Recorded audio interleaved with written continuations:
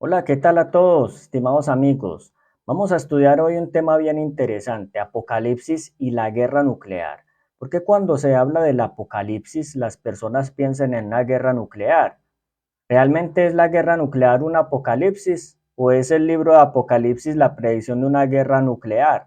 Hoy vamos a hablar respecto a eso, porque nuestro punto principal al estudiar en esta hora es entender cómo se comprende el estudio del apocalipsis.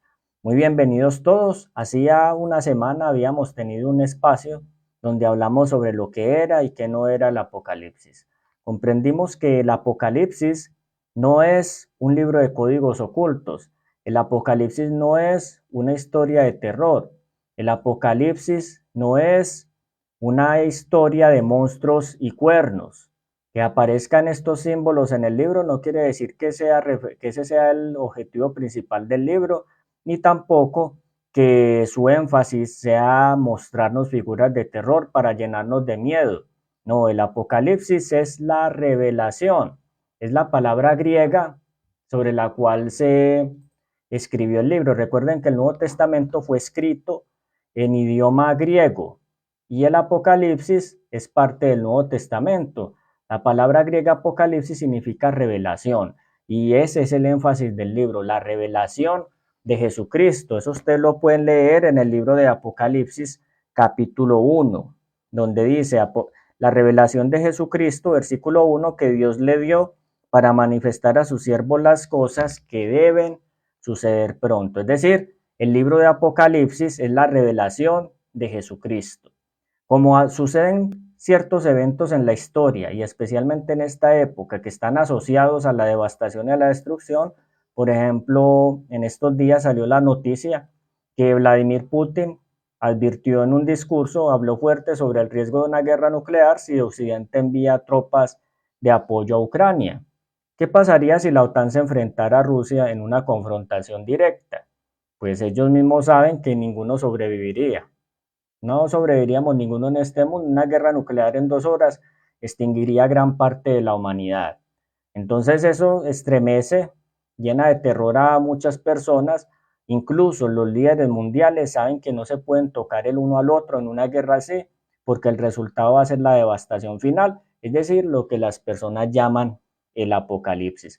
Pero ¿qué entienden ustedes por apocalipsis? Y realmente, ¿qué es lo que quiere mostrarnos el libro? Es una predicción de desastres y catástrofes mundiales, es la predicción del fin del mundo, que es lo que nos quiere enseñar el Apocalipsis al respecto. Apocalipsis es la revelación y el libro de su nombre es un panorama de la gloria de Cristo. Pero ¿qué es la gloria de Cristo? Vamos a mirar entonces algunos aspectos. Cuando la Biblia habla de la gloria de Cristo, uno normalmente asocia la gloria con resplandor, uno la asocia con luces, con exaltación, con todo lo que es sublime. Normalmente uno asocia gloria con todo lo que es sublime. Pero yo les voy a leer algo que, si ustedes lo pueden entender, es la clave para poder estudiar el Apocalipsis. ¿Por qué muchas personas estudian el Apocalipsis pero no comprenden sus símbolos y el significado de lo que está enseñando?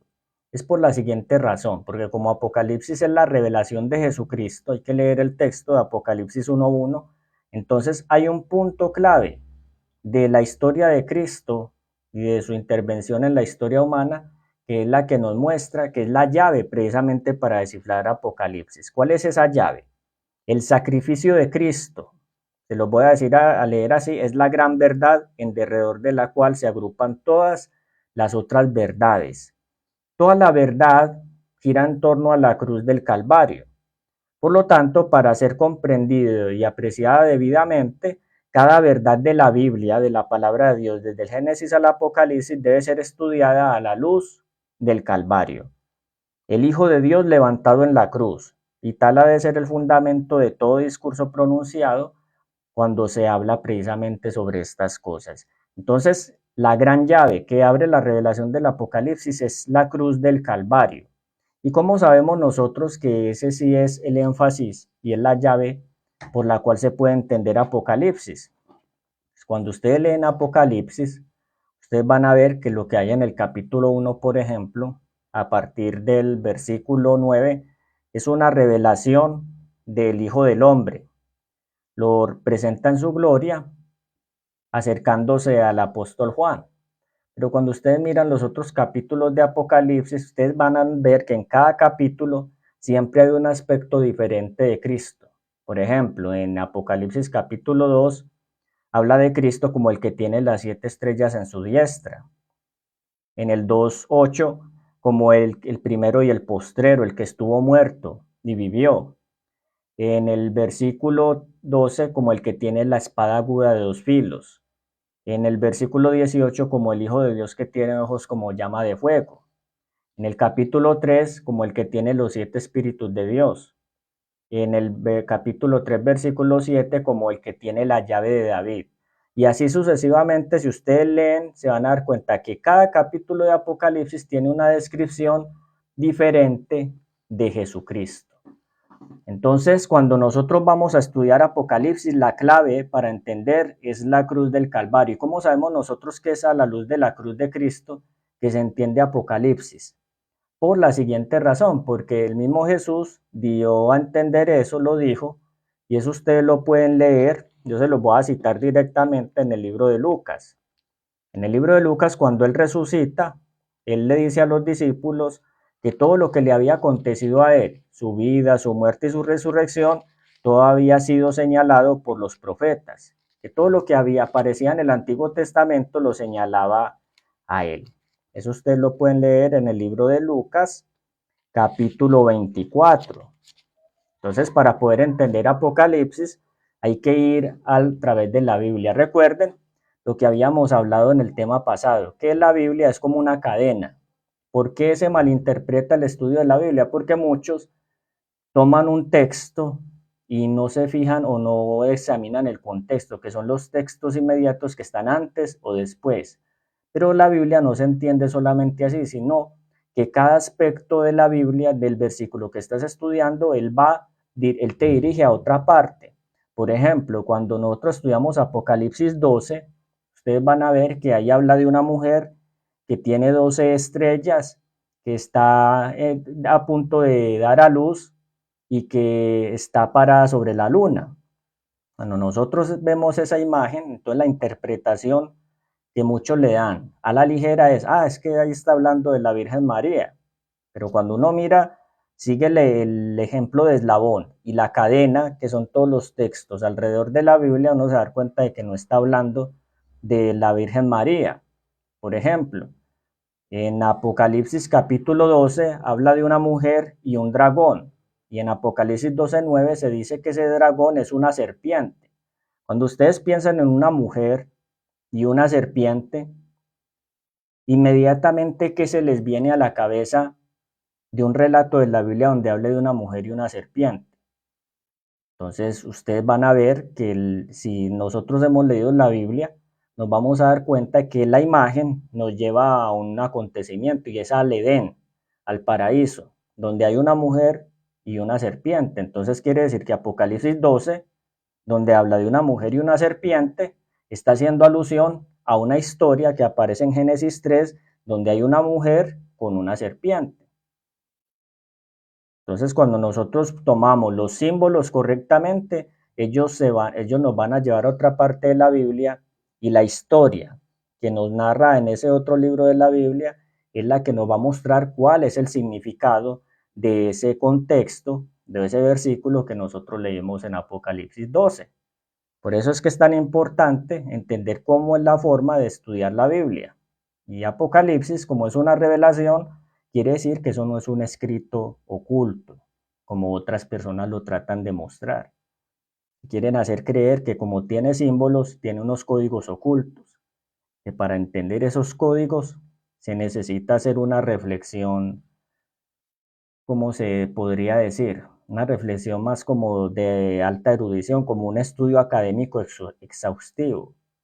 Pero resulta que la Biblia no fue escrita para los académicos, la Biblia fue escrita, el Evangelio quiere decir buenas noticias y fue escrita para todos aquellos que quieran entender cuál es la voluntad de Dios. Ni siquiera la entienden los mal letrados, la entienden son aquellas personas que quieren de corazón comprender qué es la verdad. Entonces ahí es donde viene la diferencia entre conocer la Biblia académicamente y saber su significado por la relación, por una experiencia que nosotros hayamos tenido directamente con Dios. La Biblia es para esa persona que necesita, para esa persona que sabe que está mal, sabe que es un borracho, que sabe que es un perdido, que sabe que no tiene nada bueno en sí, pero que entiende que hay una esperanza y que la puede encontrar en Jesús, el Cristo, como el Salvador del mundo. Bueno, por acá hay unas preguntas, veo por acá dicen, ¿vas a explicar la Primera Guerra Mundial? No, no vamos a explicar la Primera Guerra Mundial porque precisamente por el hecho de que Apocalipsis no es la revelación de eso. Eso es lo que la gente piensa, que es que Apocalipsis es una revelación de una guerra nuclear. Entonces, si viene la guerra nuclear, ahí se vino el Apocalipsis, pero ahí es donde está precisamente el error. Volvemos, Apocalipsis es la revelación de Jesucristo. Es decir, no se puede entender Apocalipsis sin comprender a Jesucristo. Y alrededor de Cristo, en el punto central de lo que es Cristo, lo que es su sacrificio. ¿Cómo lo sabemos? Porque en el libro de Lucas, Lucas capítulo 24, dice lo siguiente. En Lucas 24 le dijo Jesús a los discípulos cuando él resucitó, a los dos que iban hacia Emaús, cuando ellos hablaban acerca de lo que había pasado porque estaban desconsolados por su muerte, entonces les dice Jesús en el 24, 25, insensatos y tardos de corazón para creer todo lo que los profetas han dicho. ¿No era necesario que el Cristo padeciera estas cosas y que entrara en su gloria?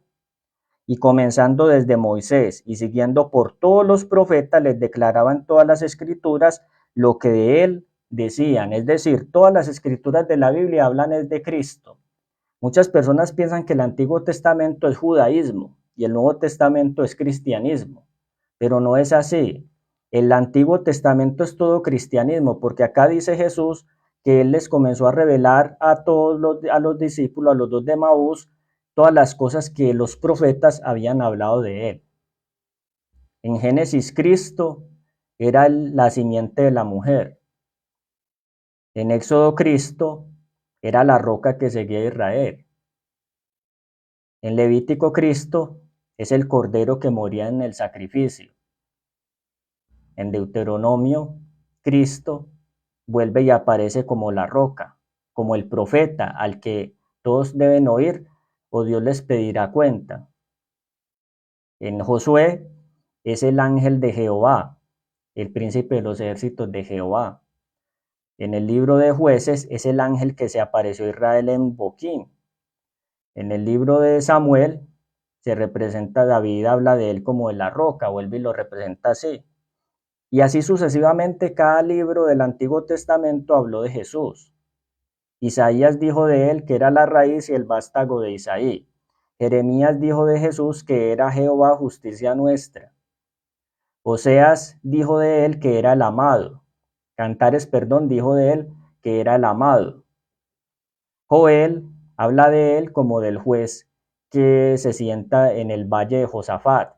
Es decir, todos los libros hablan acerca de Jesús. Toda la Biblia solamente tiene un interés y es hablar de Jesús. La Biblia no entraña otro misterio como el misterio de la piedad, es decir, la revelación de Jesucristo. Y Apocalipsis es la revelación de Jesucristo, pero para los últimos días. Entonces no busquemos la guerra mundial ahí. Pero es que Apocalipsis sí habla de sucesos futuros y habla de un conflicto final y un Armagedón. Sí, lo habla. Y es más, dice las cosas que tienen que suceder precisamente como antecediendo la segunda venida de Cristo. Y habla de la segunda venida de Cristo y de ese reino indestructible que será establecido por él, que no es un reino de este mundo. Pero Apocalipsis como tal no se enfoca en eso, pero los hombres le quieren dar el enfoque a eso. Para nosotros entender Apocalipsis tendríamos que ir al contexto de por qué se escribió el libro, cuándo y realmente por qué el apóstol Juan recibió este escrito. Por ejemplo, para que nosotros podamos entender esto, hay que entender cuál era el contexto de la iglesia primitiva. Ustedes saben que Apocalipsis fue escrito hacia el año 100, hacia el año 93 antes de Cristo, más o menos es lo que se han puesto de acuerdo los que han estudiado la historia de este libro, los que han llevado esta cronología, más o menos por esa última década del primer siglo fue escrito el Apocalipsis. ¿Qué estaba sucediendo en ese tiempo? Los cristianos eran perseguidos por un emperador llamado Domiciano, era un emperador romano. Recuerden que el cristianismo se extendió en todo el imperio y en el tiempo de Domiciano ya eran muchos, ya la gran mayoría de los apóstoles, es decir, los que inicialmente conocieron a Cristo y estuvieron con él en esos 3 años y medio que hizo su ministerio en la tierra, habían muerto. Ya muchos de los que eran cristianos eran hijos de esas personas que estuvieron inicialmente y que fueron parte, por ejemplo, de la iglesia de Jerusalén. Pero resulta que la iglesia cristiana en su principio tenía algo muy bonito. Y es que los primeros cristianos, ellos hablaban de lo que habían visto y oído. Ellos no estaban llenos de dogmas, ni de doctrinas, ni de que es que esto es así, que esto hay que hacerlo de esta manera, no. Ellos comprendían que su deber y su anhelo era dar a conocer lo que ellos habían visto. Ellos vieron a Jesús, conocieron sus obras y también lo vieron después que resucitó. Por eso es que ellos dicen en ciertas partes del Nuevo Testamento, nosotros comimos y estuvimos con él en esos 40 días después de su resurrección. Y no solamente ellos, sino más de 500 personas, dice el apóstol Pablo en el libro de Primera de Corintios capítulo 15, los primeros 5 versículos. Y muchos todavía estaban vivos en esa época. Resulta que estos primeros cristianos eran incansables en dar a conocer eso, porque después de haber tenido esa revelación de Jesucristo, para ellos no había nada más importante como que otros conocieran toda esa historia y conocieran el plan de salvación. Ellos trabajaron así incansablemente y de esa iglesia inicial hay un símbolo en Apocalipsis que es la iglesia de Éfeso. No vamos a entrar hoy en ese detalle, pero respecto de esa iglesia se dice en Apocalipsis 2:3, yo sé tus obras y tu obra, tu trabajo y paciencia, que no puedes sufrir a los malos, que has probado a los que dicen ser apóstoles y no lo son, y los has hallado mentirosos, y has sufrido y has tenido paciencia y has trabajado por mi nombre y no has desfallecido. Es decir, eran fieles, fervientes, ellos habían visto y oído hablar a Jesús y ellos querían dar a conocer eso. Pero resulta que con el tiempo estos primeros cristianos fueron muriendo y esa iglesia cristiana que se distinguía inicialmente por su sencillez, por su fervor, que se juntaban y compartían todas las cosas, todo lo tenían en común, nadie estaba peleando con nadie por ser el más llamativo, el más exitoso, el que más tuviera, el que más, no, nada de eso. Ellos se regocijaban en hacer la voluntad de Dios porque tenían el consuelo de que Jesús, que había ascendido al cielo, moraba con ellos también, moraba en sus corazones. Y ellos querían que la gente participara de ese mismo regocijo y de la salvación. Cuando ellos fueron muriendo, entonces los que fueron entrando a la iglesia cristiana, también en medio de la persecución, ya comenzaron a discutir sobre precisamente todo esto que habían aprendido. Entonces comenzaron a debatir ideas sobre qué tan cierto era lo uno, lo otro, y entonces ese celo que tenían inicialmente comenzó a disminuir. Y cuando disminuyó ese celo, porque ya los segundos, estas generaciones nuevas ya estaban hablando más, eran términos de doctrina, dogmático, ya no era algo sencillo como ir y contar lo que habían visto y oído, la crucifixión de Cristo, su resurrección, todo esto. Entonces comenzaron a llenarse ideas. Entonces en la iglesia comenzaron a entrar ideas, por ejemplo, Cristo era humano, humano o era divino nomás. Era el vino como Dios, o solamente un hombre. Entonces los que discutían que era como hombre fueron los que convirtieron en gnósticos. Los que discutían que era como Dios, ellos tenían otro nombre, eran docetistas creo, o los ebionitas. Y así sucesivamente comenzaron a formarse grupitos en la iglesia que ya comenzaron fue a hacer una discusión, que se convirtió en una discusión religiosa. Entonces muchas iglesias hoy en día, o bueno, no muchas, pero las principales dicen, no, es que nosotros somos la iglesia más antigua y venimos directamente de Jesucristo, pero realmente esta iglesia primitiva, los que conocieron a Jesús personalmente, cuando murieron esa sencillez se perdió y los que seguían ya se entregaron fue a discutir y a crear dogmas para que hubiera una unidad doctrinal y nadie estuviera diciendo una cosa y otra diferente. Y ahí es donde el institucionalismo religioso comenzó a enfriar esa, ese espíritu de fraternal, ese espíritu de amor y de lucha y de fervor incansable que tenían los primeros cristianos. Llegaron a tal punto las discusiones que hacia el año 100 después de Cristo, en el tiempo en que ya todos los apóstoles habían muerto y solamente quedaba el apóstol Juan, entonces vino otra cosa peor y fue la persecución del emperador Domiciano. Y este emperador quería hacerse adorar como Dios. Él quería que la gente lo adorara a él mientras estaba vivo. Ellos que él a costa del sufrimiento de los demás no le importaba, él quería que lo adoraran. Y como los cristianos no reconocían otro Dios que a Cristo, entonces eso llenó de odio al emperador y exacerbó su odio para una persecución. Entonces los mandó a apresar y los condenó a la muerte también. Cuando los cristianos, ¿por qué los cristianos eran perseguidos tan fácilmente por los romanos? Porque resulta que al emperador, como se le adoraba como Dios, se le decía curios. Curios en griego quiere decir el Señor. Y era un saludo muy popular en el Imperio Romano, que la gente en las calles, cuando se saludaba, el saludo de ellos era César es el Señor. Ellos lo decían en latín o en griego. Decían algo como César Eulen Curios, algo así, o sea, César es el Señor. Y claro, y el vecino, el hermano, todos respondían, sí, César es el Señor. Pero cuando ellos saludaban a un cristiano, ellos los distinguían porque el cristiano no respondía que César es el Señor, ni siquiera para tratar de salvar su vida. Entonces muchas veces ellos los delataban ante los gobernantes de la ciudad donde estuvieran y ellos los apresaban y los obligaban, los trataban de obligar a que le ofrecieran incienso a la imagen del emperador. Si se negaban, entonces los condenaban a muerte o al destierro. Y eso fue lo que le pasó al apóstol Juan y lo condenaron a la muerte. Esa historia la contó Ireneo de León, eso lo dejó escrito y que el hecho de que incluso él fue colocado en una caldera hirviendo y él salió vivo de esa caldera, él no se quemó ahí. Entonces el emperador Domiciano no se atrevió a tocarlo más, pero sí lo desterró a la isla de Patmos, que fue de donde él escribió la revelación de Apocalipsis. Fue en la isla donde él, en esa hora crítica, cuando Juan estaba sentenciado al destierro, en el momento más difícil de la iglesia, cuando se habían quedado sin un dirigente, como era el apóstol, era el último de los apóstoles, cuando el Señor le dio esa revelación al apóstol Juan.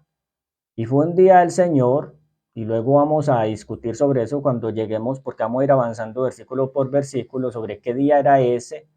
Les voy a decir de una vez, fue el sábado, pero luego les voy a mostrar las razones por qué. Vamos a estudiarlo. Cuando la gloria de Dios se manifestó y Juan, ese sábado que estaba en esa isla rocosa, que estaba observando ese panorama desolador, un ejemplo de lo que es el corazón humano cuando el Espíritu de Dios no controla a la persona. Ahí fue donde él dice en Apocalipsis 1:10 al 13 que él oyó detrás de él una gran voz como de trompeta que decía, yo soy el alfa y la omega, el primero y el último. Y dice el apóstol, me volví a ver la voz que hablaba conmigo y vuelto, vi 7 candeleros de oro y en medio de los 7 candeleros uno semejante al Hijo del Hombre. Ese Hijo del Hombre es Jesucristo. Él mismo cuando estaba en la tierra hablaba de él mismo como el Hijo del Hombre. Ustedes lo pueden encontrar en los evangelios. Después se puede mirar, por ejemplo, Mateo capítulo 24 y Jesús cuando habla de su venida se refiere a él como la venida del Hijo del Hombre. Bueno, entonces en medio de esa isla fue donde el apóstol recibió esa revelación. Él había visto a Jesús en manos de los soldados romanos, vestido con el viejo manto purpúreo, coronado de espinas. Lo había visto pendiendo de la cruz, porque fue el único de los apóstoles que estuvo presente cuando Jesús fue crucificado, los demás se escondieron. Pero Juan sí se atrevió a acompañar a Jesús incluso hasta el Calvario. Lo vio pendiendo de la cruz, vio la crueldad y el abuso, la burla que hicieron con Cristo. Ahora se le permitió contemplar una vez más a su Señor, pero esta ocasión en la isla de Patmos, qué tan distinta era su apariencia. Ya no era un varón de dolores, despreciado, humillado por los hombres, ahora llevaba vestiduras de brillante celestial.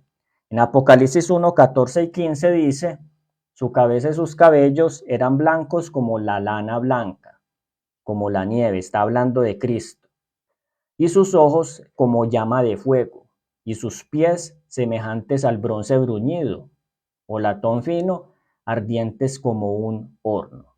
Su voz era como el estruendo de muchas aguas, su rostro brillaba como el sol, en su mano tenía 7 estrellas, y de su boca salía una espada aguda de 2 filos, emblema del poder de su palabra. De modo que la gloria de Dios resplandeció en la isla y la revelación fue precisamente esa manifestación de ese Cristo crucificado y ahora de Cristo ¿qué? Resucitado. Juan reconoció en él al que había citado que crucificado, pero ahora estaba lleno de gloria. Por lo tanto, el Apocalipsis fue escrito en un contexto de crisis, donde el pueblo de Dios estaba siendo perseguido, donde no había un panorama claro para la iglesia, porque ya sus líderes estaban muertos, todos los que habían tenido un contacto personal con Cristo cuando estuvo en la tierra, y ahora pareciera que el movimiento estuviera peligrando, pero fue allí donde se manifestó Cristo y dio la revelación más grande. Miren, de todas las revelaciones que hay en la Biblia, esta es la más grande.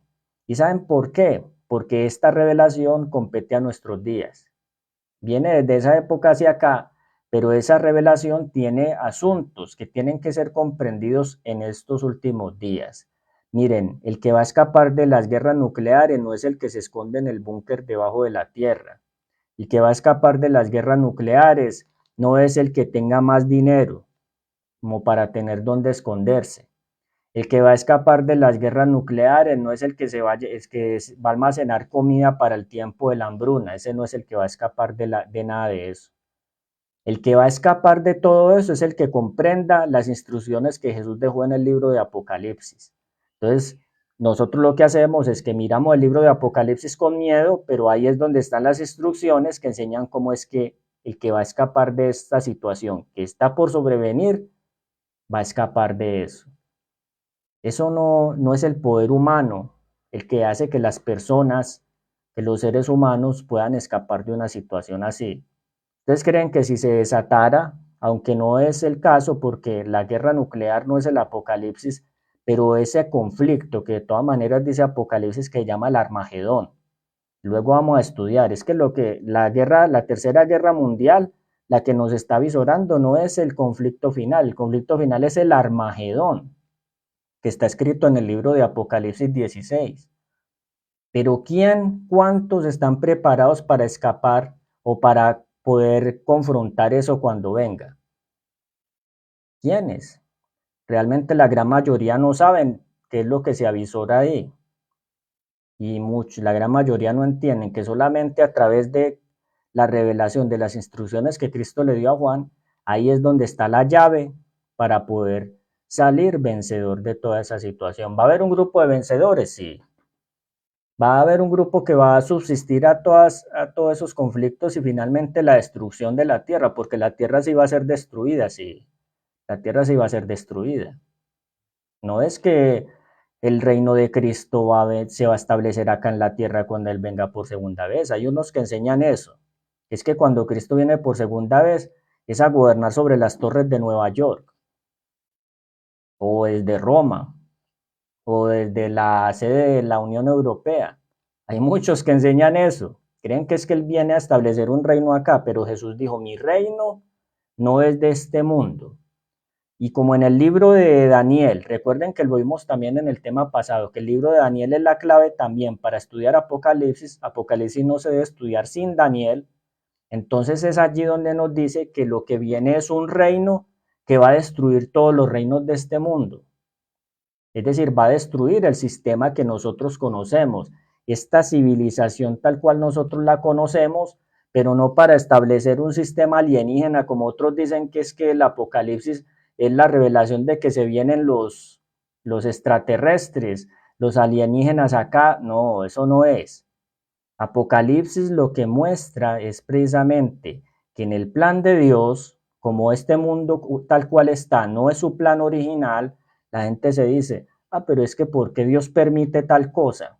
Es que ¿por qué Dios permite, por ejemplo, que esté pasando, por ejemplo, como lo que está sucediendo ahora, un genocidio allá en Palestina? ¿Y dónde está Dios? Y siempre llegan y dicen, ¿dónde está Dios? Y entonces Dios, ¿qué está haciendo? No, es que no es eso, es que este no era el plan de Dios. Este mundo no es lo que Dios creó. Dios sí creó al hombre, los animales, las plantas, lo que nosotros vemos en el mundo. Pero originalmente no era así. Originalmente era un mundo perfecto que tenía la imagen de su creador. Pero cuando el hombre peca, se aleja del creador, se aleja del dador de todos esos dones y todas esas maravillas que fueron creadas precisamente para alegrar la vida del hombre. Pero el hombre por el pecado convirtió en una maldición todo lo que era una bendición. La belleza lo convirtió en una maldición. Dios hizo todo lo hizo bello. Él hizo a las mujeres hermosas. Él hizo a los hombres simétricos, bien hechos. No como somos ahora, no el flacuchento, no por decirlo así, como le dicen, el carepalo. Dios no hizo eso. Dios hizo un ser perfecto, pero como el hombre perdió esa conexión que tenía con Dios en el Edén, y no solo eso, sino que además Dios buscó al hombre para restaurarlo, pero el hombre siempre se ha querido alejar de Dios. Y sigue siendo ahora.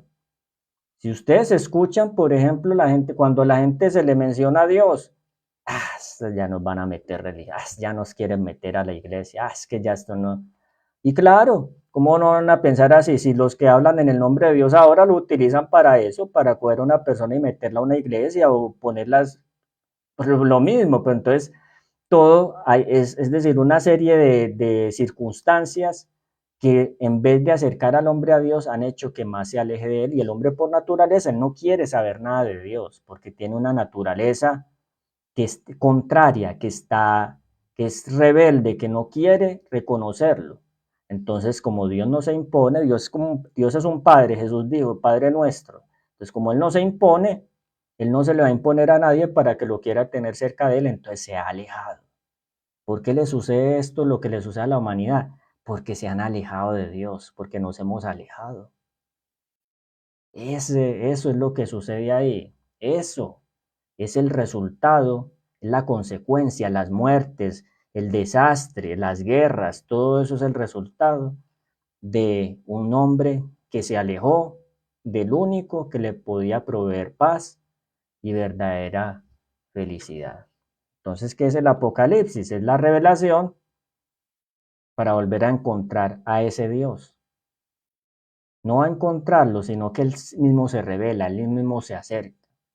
Él se está acercando a nosotros, Él está esperando que nosotros respondamos a ese llamado. Entonces, para ir dándole término a esta parte, ¿qué es Apocalipsis? ¿Cuál es la relación de Apocalipsis y la guerra nuclear? Apocalipsis sí advierte que hay unas catástrofes, que hay unos conflictos y habrá un conflicto final, cual nunca lo ha habido desde que hubo gente hasta entonces. Lo habrá, sí. Pero el apocalipsis no es el exterminio de la humanidad por una guerra nuclear. Apocalipsis es el fin del orden establecido por los hombres, que en Apocalipsis se llama Babilonia. ¿Ustedes han escuchado eso? Babilonia la Grande, Apocalipsis capítulo 17 y 18.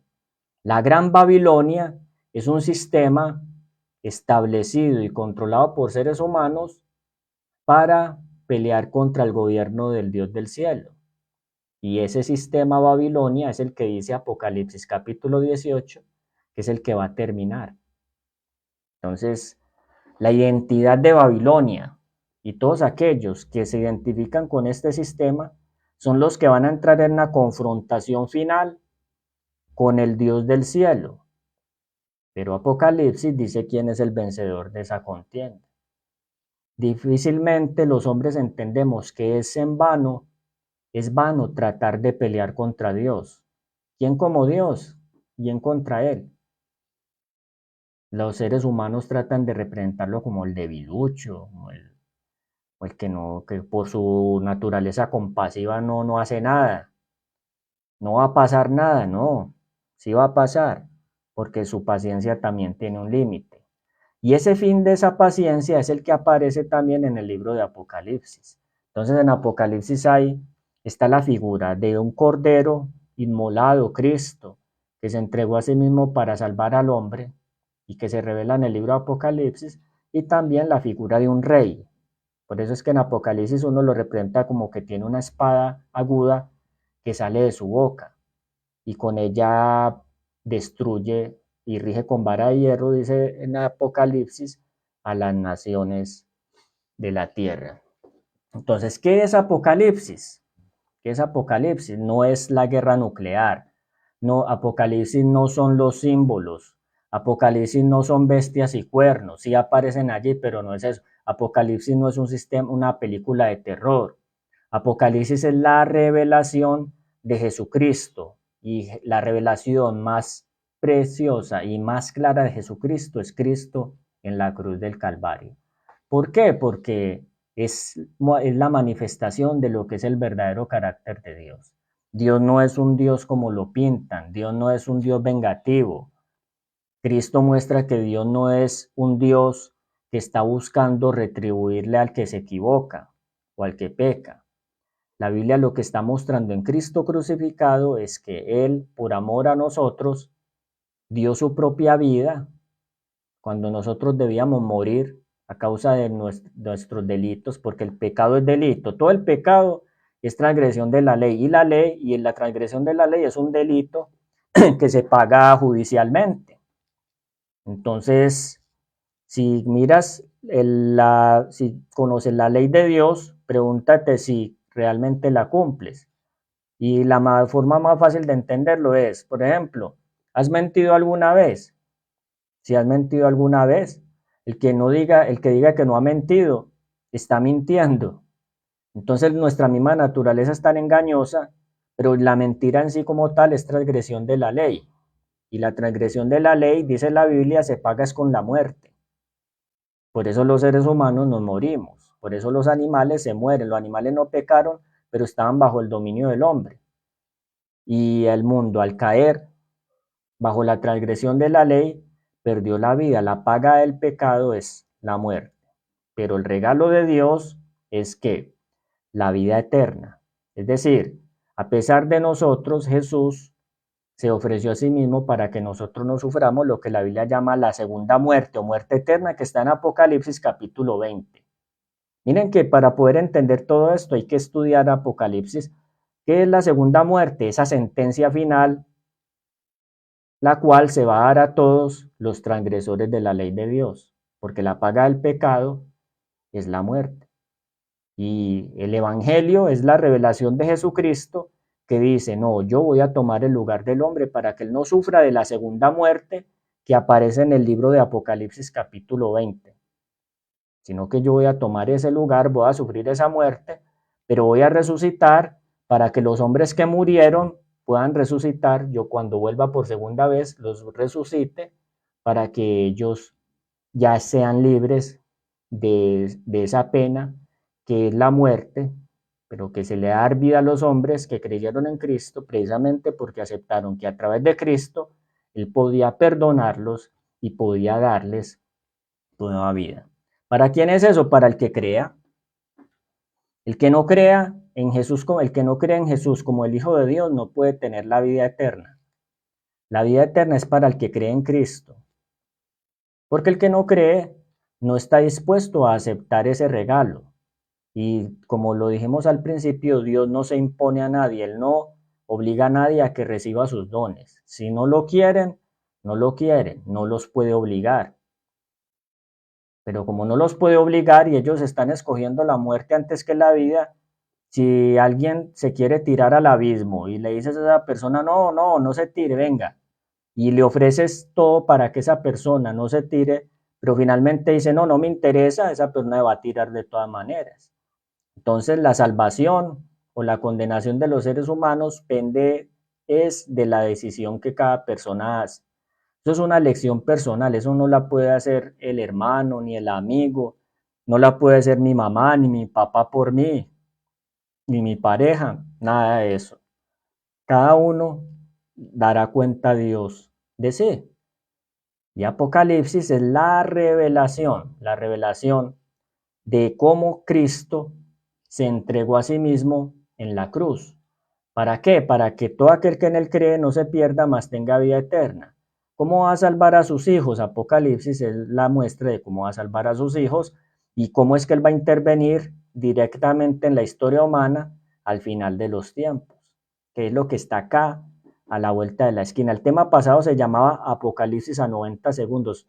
Los científicos tienen un reloj que se llama el reloj del Apocalipsis y dicen que 3 eventos están marcando que estamos a 2 minutos de un cataclismo. Si Putin y la OTAN se enfrentaran mañana, por ejemplo, el presidente de Francia, que dijo en estos días que él quería intervenir en Ucrania y Rusia le dijo, si usted interviene es una guerra contra la OTAN y se nos vuelve esto una guerra nuclear. Mañana mismo, si alguno de ellos tomara una decisión loca de esas, mañana mismo podría el mundo entrar en un cataclismo, en una hecatombe de una destrucción mundial. ¿Por qué no ha pasado? Porque amenazan y amenazan y no ha pasado. Muchos dicen, es porque les da miedo. ¿Pero por qué les da miedo? Porque lo que vamos a ver en Apocalipsis es que detrás de los gobernantes de la tierra y detrás de los poderes de este mundo hay un poder que es el que rige sobre todos ellos y restringe su insensatez, su accionar cruel, peligroso, que pone en peligro a toda la humanidad. Y eso es lo que hace Cristo mientras está en el cielo, en el santuario celestial, vestido de las ropas, con lo que lo vio Juan en Apocalipsis capítulo 1. Entonces nuestra vida depende directamente de lo que Cristo en estos momentos está haciendo allá.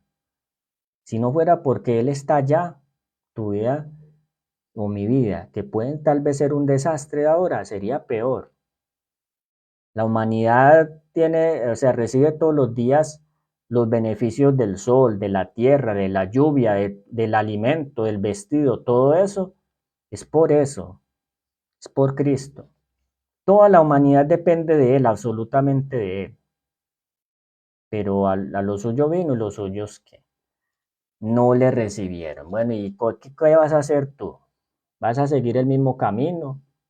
¿Vas a vas a mirar a Cristo, vas a mirar Apocalipsis con terror o vas a comprender el plan que Dios tiene allí? La guerra nuclear, Apocalipsis es la guerra nuclear. No hay una guerra nuclear que sea el Apocalipsis, pero Apocalipsis describe que si hay un conflicto final que se llama el Armagedón. Y cuando ese conflicto viene, entonces ahí es donde la segunda venida de Cristo se da y Él viene por su pueblo. Por eso es que cuando él le dejó este mensaje a Juan y a las iglesias de Apocalipsis, era un mensaje de esperanza, porque les decía que aunque ellos estaban siendo perseguidos por el emperador Domiciano, hay un poder, hay una corona más poderosa, y en ese tiempo la había, una más poderosa que la del imperio romano, que estaba sobre todas ellas, y que Cristo, como gobernante, no es un gobernante que se interesa en la masa, sino alguien que se interesa individualmente en cada uno de sus hijos, cada uno de aquellos que lo han aceptado a Él, que han reconocido que por su muerte en la cruz les dio una nueva oportunidad, los perdonó, nos amó y que por eso es que Él viene por nosotros. Él no es de, viene por nosotros después de la muerte como otros dicen, porque ese es otro engaño. Vean que es que la venida de Cristo es cuando uno muere, no, eso no es cuando él viene, habrán personas en el mundo, unos que todavía estén vivos y otros que han muerto, que han creído en Él, pero que van a resucitar, es decir, van a salir de la tumba. No es que uno se muere y se va para el cielo, eso ya es en otro tema, lo miramos y está en el mismo libro de Apocalipsis. No es que uno se muere y se va para el cielo, no. Jesús habla de la resurrección de los muertos cuando Él vuelva por segunda vez, que es el evento que la iglesia ha esperado a través de todos los siglos.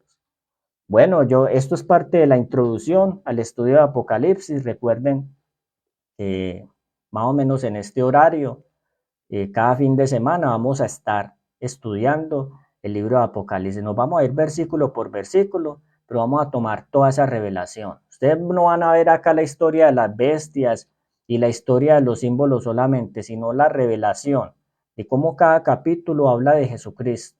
Y cada vez que que vamos armando el rompecabezas que hay en todo Apocalipsis, nos vamos a sorprender.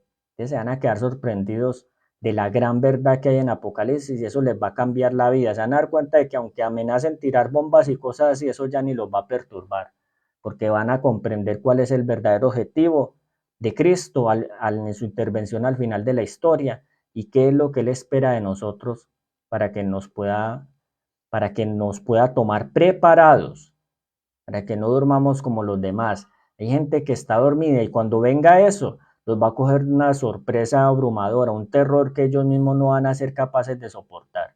Pero los que se han unido a Cristo, esos que se han unido a Cristo, nada los va a hacer temblar, no los va a hacer estremecer eso. Así no tengan nada, así sean pobres, así no tengan la certificación, la aceptación del mundo. Esos son los fieles, esos son los que van a permanecer, los que guardan, dice Apocalipsis 14:12, los que guardan los mandamientos de Dios y tienen la fe de Jesús. Guarda los mandamientos de Dios, tienen la fe de Jesús.